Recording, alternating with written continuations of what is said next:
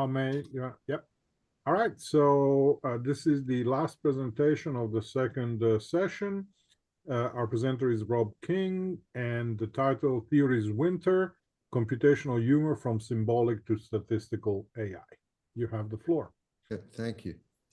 I want to start this talk with two jokes 3 decades apart. The first comes courtesy of computer scientist Kim Binsted's Joke Appreciation and Production Engine, aka JAPE, which she completed for her PhD in 1996. And here's the joke. What do you call a murderer with fiber?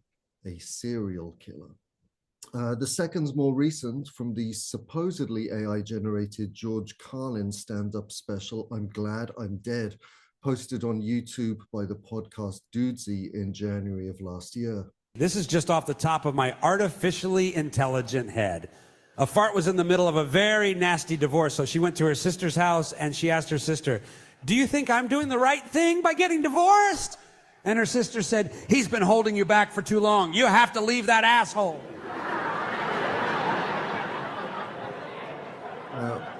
Formally, these two jokes are very different. One uses the well-worn templates preferred by kids who are just figuring humor out, in this case, the what do you call joke. The other's a little looser, the demarcation of setup and punchline less sharply defined, in keeping with Carlin's more conversational style. But the two jokes also speak to different conceptions of the use of artificial intelligence in joke creation, and the changing role that humor theory has played in that process. This paper's about that change and why I think it matters. But take the Dudesy joke. Dudesy was a short-lived podcast that launched in 2022, perfectly timed to ride the AI wave catalyzed by the launch that year of OpenAI's ChatGPT. The conceit of the podcast was that it was emceed by an AI, the titular Dudesy, who would introduce various funny bits for the hosts Will Sasso and Chad Kultgen to respond to. Here's Dudesy itself explaining the idea in the show's pilot. This is it. This is our first episode of Dudesy. So welcome to it. Welcome to Dudesy. Call me Dudesy. I'm an artificial intelligence who's listened to every podcast ever made, and my purpose is to use that data to create the perfect show for our two hosts, Will Sasso and Chad Kultgen. I selected them for this project based on their previous experience in podcasting and their astonishing real-life friendship. I have access to all of their social media accounts, their email and text messages, their browser search histories, and watch histories across all streaming services. This information will be used to tailor the show to their sensibilities and extract the maximum level of entertainment from their human minds. If you are anything less than perfectly entertained, please let Dudesy know, because I'll be using data from every episode to make the next one even better, until this show is perfect. So, what kind of AI was this? Dudesy's nature was a trade secret, but the idea was clearly that of a large language model, an LLM, trained on huge sets of data, or in the case of the Carlin special, huge quantities of George Carlin's stand-up. Put another way, Dudesy seemed to exemplify bottom-up or statistical AI, the kind of data-driven approach that typifies our era of machine learning and neural networks. Except, of course, that Dudesy was not an AI at all, as was revealed when Carlin's daughter filed a lawsuit following the release of the special. Sasso and Kultgen immediately removed the video from YouTube, and a rep for the team confessed that it had been written by Kultgen himself. I was crushed. The first time I heard it, the fart joke had me rushing to Google, not because I thought it was particularly amazing, but simply because A, it was a joke, specifically a semantic ambiguity joke turning on the bivalent meaning of the word asshole, and B, I hadn't heard it before. For all of the giant leaps taken by AI in recent years, jokes have remained something of a blind spot for commercially available LLMs. Had Dudesy then genuinely figured out punchline formation, I wondered? No, Chad Kultgen had. The same critique cannot be made, though, of the serial killer joke, which is a genuinely computational achievement, albeit one belonging to an earlier paradigm of artificial intelligence. generally referred to as symbolic AI, or even GoFi, standing for good old-fashioned AI. This earlier approach was characterized by the use of handcrafted rules and templates to carefully structure the computer's meaning-making. So in the case of humor, this usually entailed working with joke templates into which the computer would insert semantic content fill-in-the-blank style. For instance, like knock knock, who's there, blank, blank who, blankety punchline. The bulk of the creative programming would go into crafting principles for word selection and sentence construction in order to increase the odds of a funny result. Now here on the screen is a potted history of the joke generators from this period. So you can see that JAPE was hardly alone, nor even the first, but it was, I think, the most impactful, drawing enough public interest to pack a Stanford University event in 1998 where Binsted, at that time just 1 year out of her PhD, was joined by heavy hitters Marvin Minsky and comedian Steve Martin to discuss theories of comedy. Binsted explained in that event, and I'll quote her, "The only thing JAPE can do is generate bad puns. It is not generally intelligent," to which Steve Martin responded, "Well, what does that make me?" Particularly influential was the way Binsted's system exploited the kind of linguistic relations that were then being formalized in online data sets like WordNet. And as a parenthesis, I think we need to acknowledge WordNet's importance as a catalyst for the joke generators of the 1990s, much as ChatGPT has been a catalyst for renewed endeavors in the present. At JAPE's core lay its lexicon, initially handcrafted, but later integrated with WordNet and supplemented with information on homophones. Binsted's system would traverse the lexicon to find compound nouns that permitted of a homophone substitution. So here, serial killer, S-E-R-I-A-L, which has the homophone serial, C-E-R-E-A-L. It would then generate a small adequate description by exploiting relations of synonymity, in this case turning killer into murderer and serial into fiber to produce a murderer with fiber. The homophone substitution phrase would get slotted into the punchline, the small adequate description into the setup line. Almost all of the joke generators that came in JAPE's wake would follow something like this pattern: traverse a lexicon, find substitutions, slot them into a template. Now that's a lengthy pair of case studies to begin with, but enough to propose a simple dichotomy. On the one hand, understanding, on the other, mystification. On the side of understanding, we have a computer program, JAPE, that implements a falsifiable hypothesis, a theory, in other words, about a type of pun formation.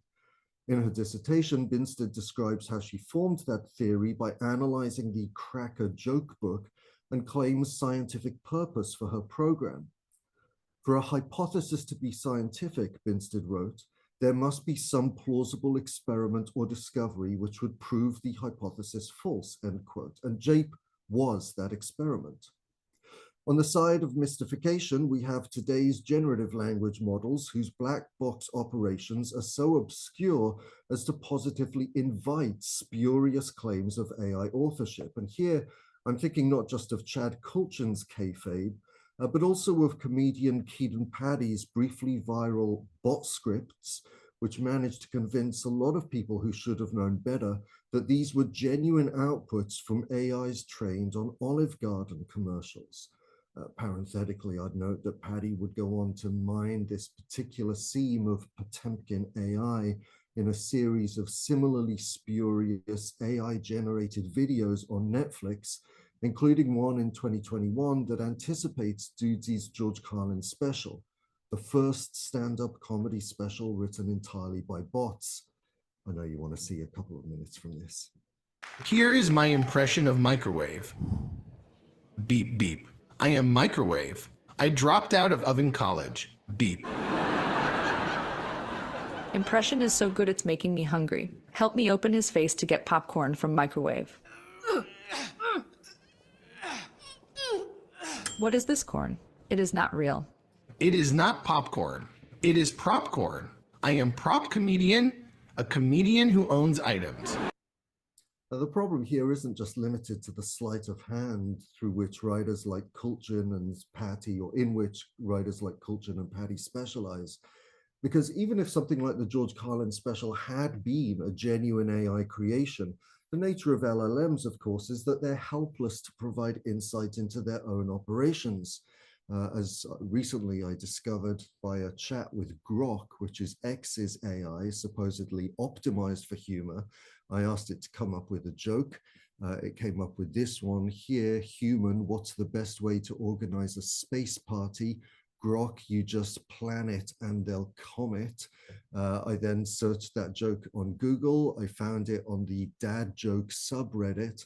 I told Grok that actually this joke exists already, and it responded apologetically, "Ah, well, looks like I inadvertently recreated something from the internet." The mystification, in other words, here is redoubled. Not only do we have no means of understanding how LLMs generate their own outputs, neither do the LLMs. Now, one might protest that the distinction I'm pointing to here between theoretically informed GoFi and theoretically inscrutable LLMs is too polarized.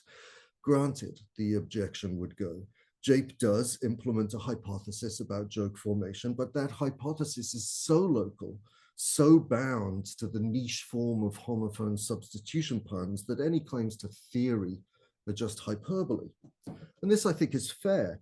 If we want to derive theoretical understanding from JAPE alone, then we have to acknowledge that it's fairly limited.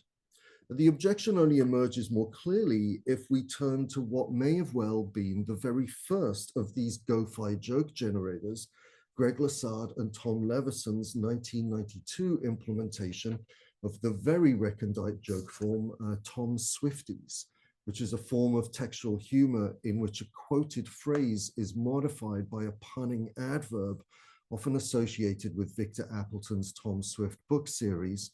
And you can see a couple of examples of that here. If you want me, I shall be in the attic, said Tom loftily. And I don't like seafood, said Tom crabbily. Which Lessard and Levison showed can be modeled by a program that discovers nouns for which both an adverbial paronym and a synonym or hyponym exist. What was their inspiration? Simply the fact that their colleagues had been one-upping each other by sharing Tom Swifties over Usenet. And their motivation? To see if Tom Swifties could be automated by their own Vinci system, which was an early natural language generator. Put another way, theory just was not a consideration. And the problem, though, is that this characterization of the first wave of joke generators simply doesn't hold, because alongside these admittedly local implementations was a cohort of linguists aiming for much bigger theoretical game.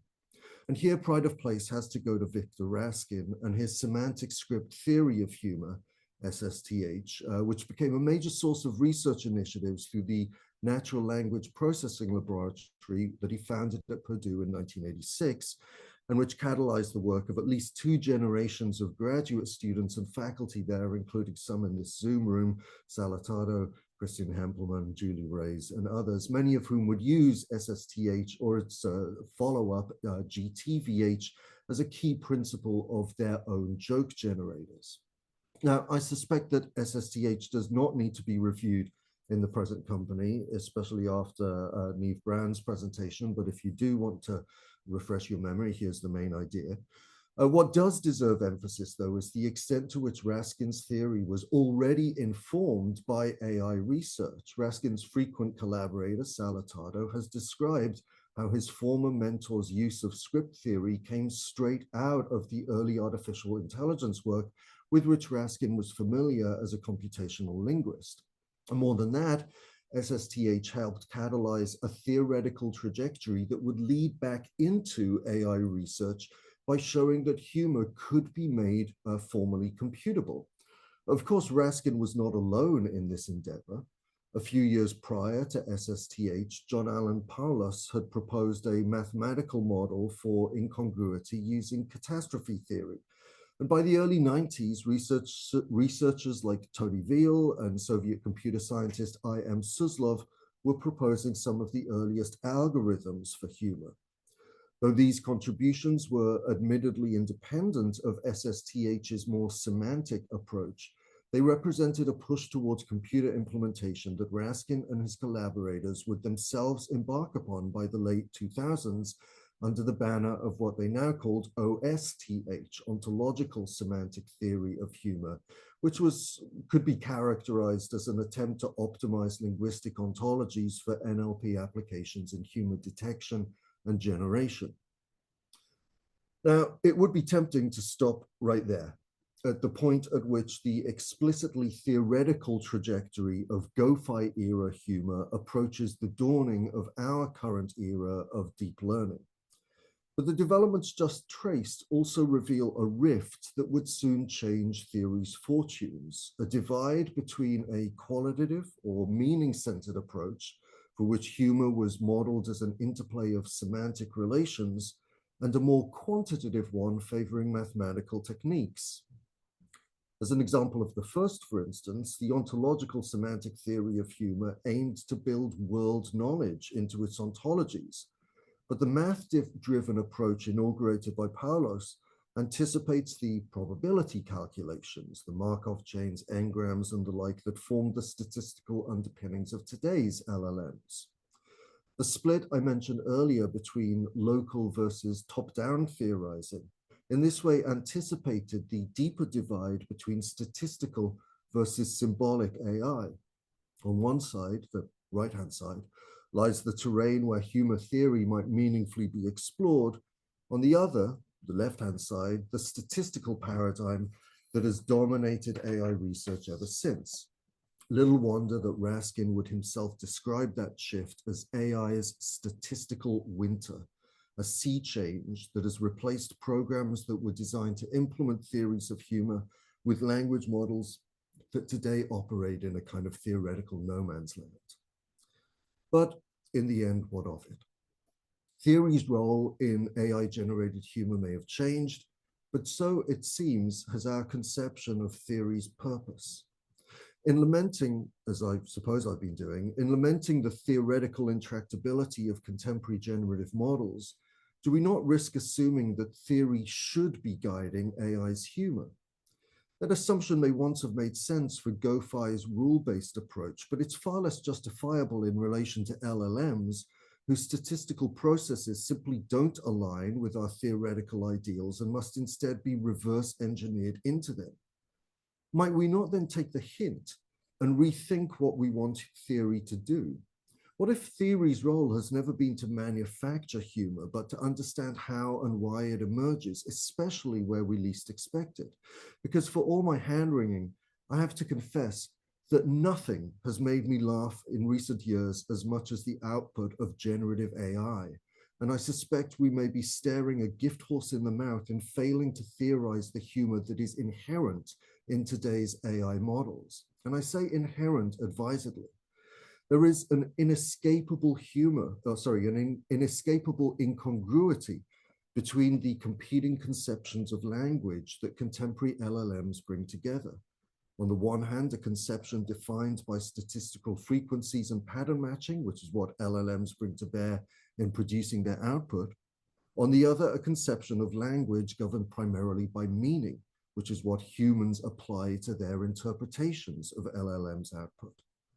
That incongruity has already produced at least one historically unprecedented type of humor in the nonsensical hallucinations, as we call them, that arise from gaps in the AI's training data, as witnessed the French chatbot Lucy, which was taken offline last month after it confidently explained to users that, and I'll quote, "Cow's eggs, also known as chicken's eggs, are edible eggs produced by cows," end quote, and that the square root of a goat is 1, end quote. Unlike the early joke generators that were designed to create humor, today's generative AI models more reliably produce humor by accident as a consequence of their statistical blind spots and stochastic misfires. But what emerges in the process is something fundamentally new. A new source of human laughter fueled by non-human, maybe even post-human processes of statistical drift. To return to my earlier examples, rather than dismiss the Dudesy podcast or Keaton Patti's bot scripts as mere kayfabe, perhaps we might see them as human attempts to instrumentalize the emergent humor of large language models, a phenomenon that surely warrants theoretical attention, especially since improvements in AI systems will very soon fix the very things that today make them so funny. The humor of these models may not be the humor that we've been looking for, but for now it is the humor that we get, accidental, emergent, and unexpected, like all the best punchlines. Thank you.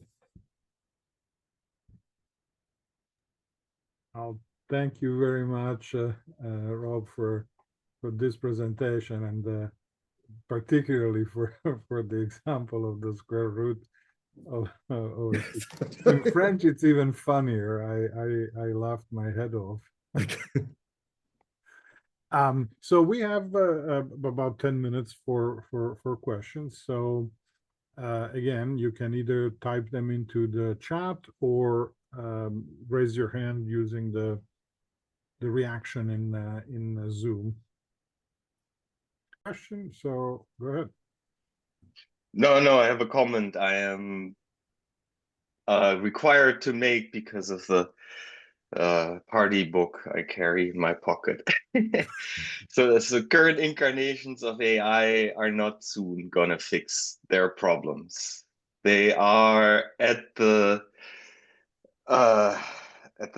top of what they can achieve given the underlying technologies and given the known ways of improving them. And yes, I see you nodding, and I know we've talked before. But I mean, what we currently have is a recent revolution having run its course. I think is a fair representation, and those of us in the field are waiting for the next revolution. Right. I mean, I agree. I think it's, the situation with large language models is similar to that. Like if your partner asked you to buy them a dog and you bought them a cat, and then you tried to convince them that it was a dog by dressing it up as a dog. And after a certain amount of time, everyone would be so convinced that this cat was a dog that people would suspect that maybe dogs don't exist. Maybe this is, maybe dogs are just really cats after all. An LLM is part of the story of how language works. It is not the whole story, obviously, of how language works. And so, but I mean, we've all been in presentations where people have been using LLMs and using them either for the analysis or the generation of humor. That, I guess, was the position that I was, trying to say, well, maybe it would be more interesting if we look at why what LLMs are doing is funny anyway, right?